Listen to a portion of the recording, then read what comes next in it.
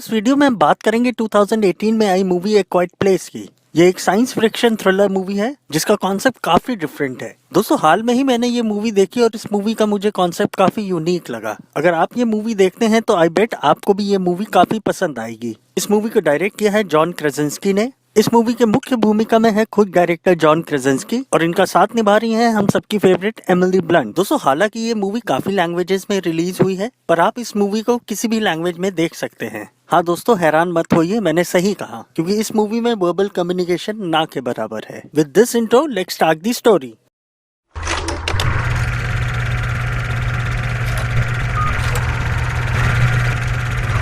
दोस्तों ये कहानी है सन 2020 की, जब पृथ्वी पे एलियन इन्वेजन हुआ और एलियंस ने पृथ्वी के सारे ह्यूमन और लिविंग क्रिएचर्स का विनाश कर दिया। पर इस एपोकलिप्स में कुछ परिवार बच जाते हैं। दोस्तों मूवी में दिखाया है कि एलियन ब्लाइंड होते हैं और बिल्कुल देख नहीं सकते, पर उनके सुनने की क्षमता बहुत तेज होती है और वो दूर से आई हल्की से हल्की आवाज भी सुन लेते हैं और उस ऑब्जेक्ट पे अटैक कर उसे मार देते हैं। दोस्तों बचा हुआ परिवार एलियंस के इन्हीं स्ट्रेंथ और वीकनेस को ध्यान में रखते हुए किसी भी तरीके की आवाज होने को अवॉइड करते हैं। यहाँ तक कि वो आपस में कम्युनिकेट करने के लिए भी वर्बल लैंग्वेज का भी यूज नहीं करते और बातचीत करने के लिए साइन लैंग्वेज का यूज करते हैं। और इन्हीं सब प्रिकॉशंस के वजह से कुछ परिवार अभी भी सरवाइव कर रहे होते हैं। दोस्तों ये कहानी है ऐसे ही एक परिवार की जो अपने सर्वाइवल के लिए स्ट्रगल कर रहे होते हैं। दोस्तों मूवी की शुरुआत में हम देखते हैं कि अबॉट फैमिली अपने जरूरत के कुछ सामान के लिए डिपार्टमेंटल स्टोर जाते हैं और दोस्तों इसी दौरान हम मूवी में देखते हैं कि एलियन इन्वेजन के वजह से शहर में दूर दूर तक इंसानों का नामो निशान नहीं होता और शहर में वीरानापन छाया रहता है। दोस्तों यहाँ पे मैं आपको अबॉट फैमिली से रिलेटेड कुछ बातें बता दूं कि मूवी में अबॉट फैमिली एलियन से बचने के लिए काफी ज्यादा प्रिकॉशंस लेते हैं। मसलन किसी भी तरीके की आवाज ना हो इसीलिए वो आपस में कम्युनिकेट करने के लिए साइन लैंग्वेज का यूज करते हैं और साथ ही अपने आने जाने वाले हर रास्तों पे उन्होंने रेत बिछाया होता है ताकि चलते वक्त किसी भी तरीके की आवाज ना हो। दोस्तों कहानी की तरफ हम वापस आते हैं और हम देखते हैं कि departmental store I Abbott family अपने जरूरत के सारे सामान ले रहे होते हैं कि तभी फैमिली के सबसे छोटे बेटे की नजर एक बैटरी ऑपरेटेड स्पेस शटल खिलौने पे पड़ती है। ये देख बच्चे का पिता ली उसके हाथों से ये खिलौना ले लेता है और इशारों इशारों में उससे कहता है कि इस खिलौने से आवाज आएगी जो उसके लिए बिल्कुल सेफ नहीं है। वो को निराश देख उसकी बहन रीगन चुपके से उसे वो खिलौना दे देती है। दोस्तों अगले सीन में हम देखते हैं कि घर आते समय घर का छोटा बेटा उस खिलौने को ऑन कर देता है जिससे बहुत तेज की आवाज आती है। आवाज सुन परिवार के सारे सदस्य घबरा जाते हैं और ली अपने बेटे को बचाने के लिए भागता है। इससे पहले कि ली अपने बेटे को बचा सके कि तभी एलियन खिलौने की आवाज सुन के उसके बेटे पे अटैक कर देता है और उसे मार देता है। दोस्तों कहानी आगे बढ़ती है और बो की डेथ को 1 साल हो जाता है पर रीगन अपने भाई की मौत की जिम्मेदार खुद को मानती है क्योंकि उसी ने वापस उसके हाथ में खिलौना दिया।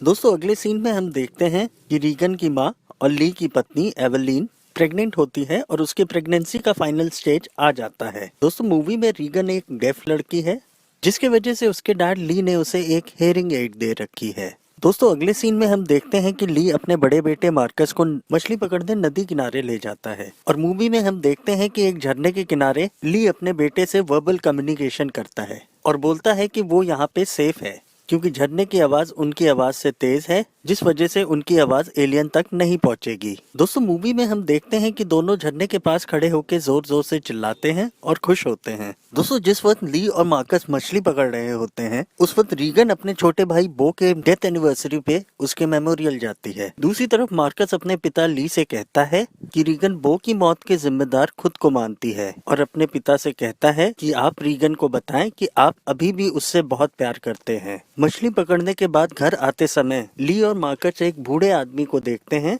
जो अपने वाइफ के डेड बॉडी के पास खड़ा रहता है और साथ ही वो दुखी लगता है। ये देख ली उस बूढ़े आदमी को इशारों इशारों में एक संकेत देता है कि वो किसी तरीके की आवाज ना करे, पर वो दुखी बूढ़ा आदमी मन में सुसाइड की इंटेंशन रख जोर से चिल्लाता है। उसका चिल्लाता देख ली मार्कस को गोद में लेके भागता है और दूसरी तरफ एलियन उस बूढ़े आदमी की आवाज सुन उस पे अटैक कर देता है और उसे मार देता है। दोस्तों कहानी आगे बढ़ती है और हम देखते हैं कि एवलीन घर पे अकेले होती है और उसके प्रेगनेंसी का फाइनल स्टेज आ जाता है और उसे लेबर पेन स्टार्ट हो जाता है। आगे हम देखते हैं कि एवलीन बेसमेंट की सीढ़ियों से नीचे उतर रही होती है कि तभी सीढ़ियों से निकला एक कील उसके पैर पे चुभ जाता है और उसके हाथ में पकड़ा एक फोटो फ्रेम गिर के टूट जाता है। फ्रेम के टूटने से जोर की आवाज आती है और उस आवाज से पास घूम रहा एलियन अलर्ट हो जाता है और ये देख एवलीन तुरंत से घर के बाहर लगे सारे रेड लाइट्स ऑन कर देती है और परिवार के अन्य सदस्यों को खतरे का संकेत देती है।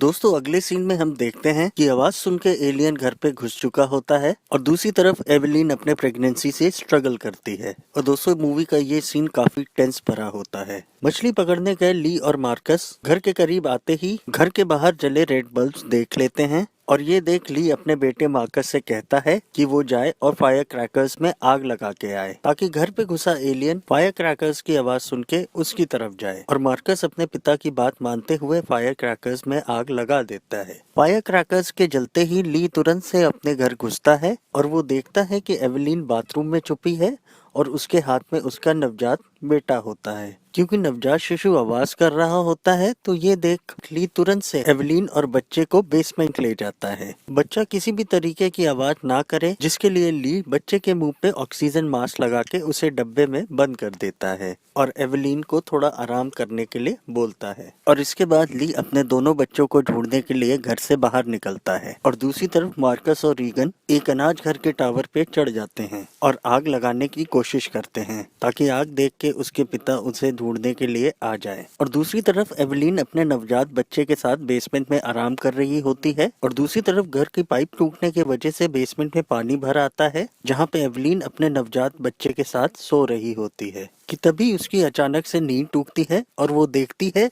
कि एक एलियन पानी की आवाज सुन के बेसमेंट तक आ गया है। और ये देख एवलीन तुरंत अपने बच्चे को गोद में ले लेती है और बच्चे की रोने की आवाज सुन के एलियन उनके काफी करीब आ जाता है। और दूसरी तरफ बाहर दोनों बच्चे आग लगाने की कोशिश कर रहे होते हैं कि तभी अनाज घर का एक दरवाजा टूट के अनाज भंडार पे गिर जाता है और साथ ही मार्कस भी उस अनाज के भंडार में गिर जाता है। और दोस्तों दरवाजे की टूटने की आवाज सुनकर बेसमेंट में उपस्थित एलियन अनाज घर की ओर भागता है। अगले सीन में हम देखते हैं कि रीगन मार्कस को बचाने के लिए अनाज भंडार में कूद जाती है और साथ ही वहाँ पे एलियन आ जाता है और दोनों पे अटैक करता है। और दोस्तों तभी हम देखते हैं कि एलियन के करीब आने पे रीगन के पहने हुए हेयरिंग एड से एक हाई फ्रीक्वेंसी की साउंड प्रोड्यूस होती है जो एलियन को काफी दिक्कत देती है। एलियन उस साउंड को बर्दाश्त नहीं कर पाता और वो वहाँ से भाग जाता है। अगले सीन में हम देखते हैं कि ली अपने दोनों बच्चों को ढूंढ लेता है कि तभी वापस से वो एलियन आ जाता है। ये देख ली अपने दोनों बच्चों को एक ट्रक पे छुपने को बोलता है। दोस्तों अगले सीन में हम देखते हैं कि ट्रक से आई आवाज सुनकर एलियन ट्रक पे अटैक करता है और फिर से एलियन के करीब आने पे रीगन के हेयरिंग एड से हाई फ्रीक्वेंसी साउंड प्रोड्यूस होती है जो रीगन को भी इरिटेट करती है। पर रीगन इस चीज को नहीं समझ पाती और अनजाने में उस हेयरिंग एड को बंद कर देती है जो कि उसकी बहुत बड़ी गलती होती है। और दूर खड़ा ली ट्रक पे अटैक होता देख जोर से चिल्लाता है और साथ ही वो रीगन को इशारों में बोलता है कि वो उससे बहुत प्यार करता है। ली के चिल्लाने की आवाज सुन एलियन ट्रक छोड़ ली पे अटैक करता है और उसे मार देता है। दोस्तों ये सीन काफी इमोशन से भरा है कि एक पिता अपने बच्चों को बचाने के लिए अपनी जिंदगी कुर्बान कर देता है। दोस्तों अगले सीन में हम देखते हैं कि दोनों बच्चे जैसे तैसे करके घर पहुंचते हैं जहां एवलीन सबको लेके घर के बेसमेंट में जाती है और पीछे से एलियन भी बेसमेंट में आ जाता है कि तभी रीगन ये रियलाइज करती है कि उसके हेयरिंग एड से निकला हाई फ्रीक्वेंसी साउंड एलियन को परेशान करता है। ये देख रीगन अपने हेयरिंग एड को पास में रख के माइक्रोफोन के पास ले जाती है और हेयरिंग एड से निकले साउंड को और एम्पलीफाई करती है जिसके वजह से एलियन को काफी दर्द होता है यहाँ तक कि उसके थिक आर्मर के नीचे का फ्लैश भी विजिबल हो जाता है कि तभी एवलीन एक शॉटगन से उस एलियन को मार गिराती है। शॉटगन की आवाज सुन के आसपास के सारे एलियन घर की ओर भागते हैं। एवलीन और रीगन ये सब सीसीटीवी द्वारा उन्हें आते देखते हैं जबकि अब उन्हें एलियन के वीकनेस के बारे में पता चल चुका होता है तो वो एलियन से फाइट बैक करने के लिए तैयार होते हैं और कहानी यहीं पे खत्म हो जाती है। दोस्तों अब बात कर लेते हैं इस मूवी के रिव्यू और क्रिटिक्स के बारे में। तो IMDb ने इस मूवी को दिए हैं 7.5 आउट ऑफ 10 और रोटन टोमेटो ने दिए हैं 95% सर्टिफाइड फ्रेश। दोस्तों जॉन क्रसेंस्की जाने जाते हैं अपने क्वालिटी वर्क के लिए और ये क्वालिटी इस मूवी में साफ साफ झलकती है। दोस्तों ये काफी डिफरेंट मूवी है। जहां अन्य थ्रिलर मूवी में आप थ्रिल सीन 4 से 5 मिनट का देखते हो, यहाँ पे आपको पूरी मूवी में आपको थ्रिल सीन दिखेगा। इनफैक्ट इन टोटालिटी ये मूवी 90 मिनट की है एंड आई बेट कि पूरे 90 मिनट आप टेंस रहोगे, क्योंकि इस मूवी के सीन्स आपको बांध के रखेंगे। दोस्तों एक्टिंग की बात करूँ तो मूवी के सभी कैरेक्टर्स की एक्टिंग बहुत ही रियल है। इतनी रियल है कि जब आप ये मूवी देखोगे, कैरेक्टर्स के साथ होने वाली घटनाएं आप इमोशनली फील भी कर सकते हो। दोस्तों जैसे कि मैंने मूवी की शुरुआत में आपको बताया था कि इस मूवी में डायलॉग्स और म्यूजिक कम है, तो आप फिर ये खुद ही अंदाजा लगा सकते होगे कि एक्टर्स ने किस लेवल की एक्टिंग की होगी कि बिना डायलॉग्स के भी उन्होंने मूवी में जान डाल दी। दोस्तों ऐसी मूवीज बहुत ही कम बनती है, जिसकी वजह से मैं आपको यही रिकमेंड करूंगा कि ये मूवी कम से कम एक बार तो आप देखें। तो दोस्तों ये थी एक क्वाइट प्लेस की कहानी और रिव्यू। अगर आपको हमारा ये वीडियो पसंद आया हो तो इसे लाइक और शेयर करें। जय हिंद।